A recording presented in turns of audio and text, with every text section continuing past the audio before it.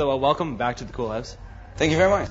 Been not too long since you've been last year. You played at the Gov last time. Yeah. A friend of mine met you down at WMC, and she asked you what was one of your favorite places to play. Yeah. And you said Toronto. Definitely. Yeah. Why does Toronto rank so high on your list? It's first is the place itself. It's either the Cool House or government, or the whole building together. It's one of the most amazing places in Canada and North America, I would say. And so that's where it starts. To me, it has this like ever since I started playing here, it has that feeling like kind of like a welcoming feeling. And then of course there's the crowd. That combined really keeps me going. And this is the only place where I end up playing 8-hour sets, without being scheduled for so long. So it's just something that happens automatically, and it's the vibe, it's the crowd all together. Yeah. So you're starting at 4. So are you saying we're going till noon today, right? Well, I think they're open till 8, and then we'll see how it goes, right? See what time we just have to close everything. Yeah. Now it's the end of the season in a small Spanish island of Ibiza, and the past year you were awarded quite a big award, the Best Trance DJ of 2005. Now, is this something you expected? No, I mean, the Ibiza is a place where because I assume you talk about the Ibiza award, right? Yeah. Yeah. It's a place where all the big name DJs are, and some of them have their own nights for the whole season. And I had my own night basically, but only for four times in the whole season. And so yeah, to be awarded as Best Trance DJ 2005 based on 4 shows, I don't know. For me, it came a bit of like as a shock, to be honest. And it's cool. I'm really happy. I mean, I try to wherever I play, especially on my own nights, to give it all and to make everybody who goes there, go home with a happy feeling. And if you get that in return, that's an awesome feeling. Yeah. Now, you started a residency in North America, Avalon in LA, and Crowbar in New York City. What made you choose these clubs, and why? I don't know. It's like on both sides, of the states. It's music for the music scene. It's New York where it happens. Miami, of course, to a certain extent, and then on the other side there's LA. And I felt it was time for me, having toured America and Canada for quite a while now. It was time for me for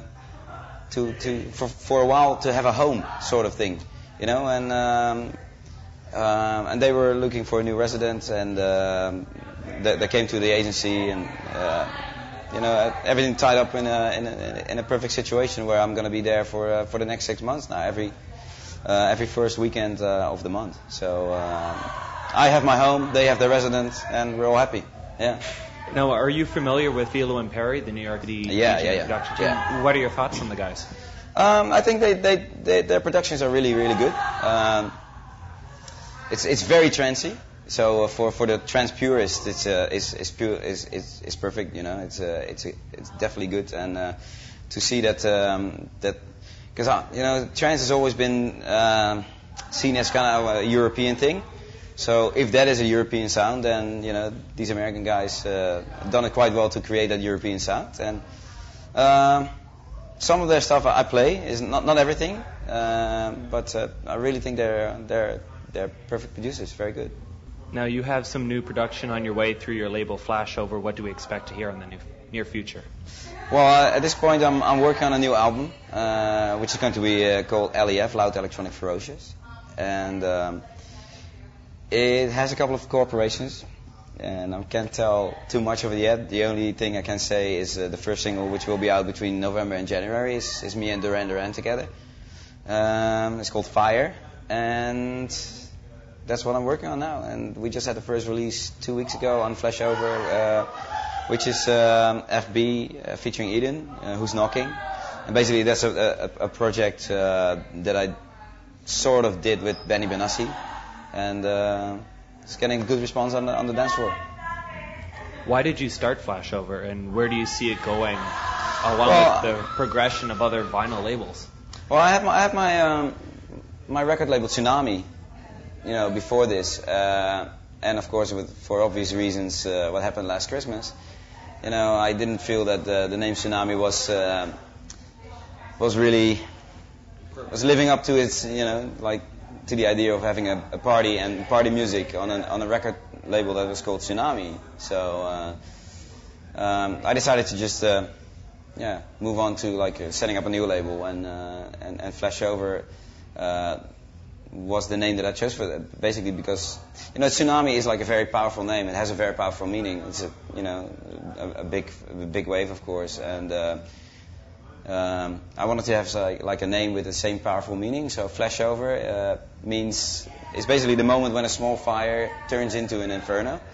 So it's like a kind of thing. So that's why I chose Flashover for the name, and it's basically a continuation after Tsunami. Now, there's a lot of movement in the dance scene at the moment worldwide. What do you see this progressing to? I see a lot of new guys coming up. In the trance scene, there's a lot of new people, but also in the more progressive housey scene, like Nick Fanciulli is one of those. Adam Sheridan in the trance scene is an upcoming guy. So it's good to see that that new guys actually break through, and to see that it's funny to see that in this business now the first people start to retire, like Danny Rampling and I heard Lil Louis Vega as well. So you see this move going on, and music-wise, I think we finally reached a point where, thank God, to be honest, where we all start to mix things together. It's not anymore.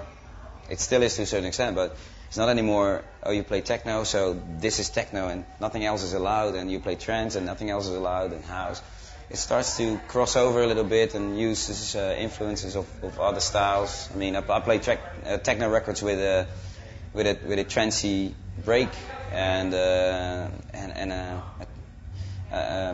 breaks record with a trance riff, So it's cool. It's finally time to the time has come to move on and blend things. Now, you mentioned that a lot of new DJs are coming up. Do you think it's easier or harder as a DJ to progress to be an established DJ in the last 5 years? I think it has become harder because it's the whole DJ thing sort of moved on from like just a DJ to DJ production, and so it's essential that to make it as a DJ, you gotta have your productions. Or will you make it as a DJ? You have to have some special skills, like Eddie Halliwell, for example. He has never released a record, but he is known for his scratches and all his tricks and stuff, and being like an awesome party DJ. But other than that, it's just really, really hard to break through, because there's so many people who want to become a DJ, or there's so many producers that put out their stuff, and it's the ones that combine it have the biggest chance to make it. Excellent. Well, Timo Maas is just finishing up here, and you're about to step up, so thank you very much, and we look forward to a banging set. Thank you very much. All right. Hi, I'm Ferry Corsten. You're listening to Amplified Radio with DJ Amps.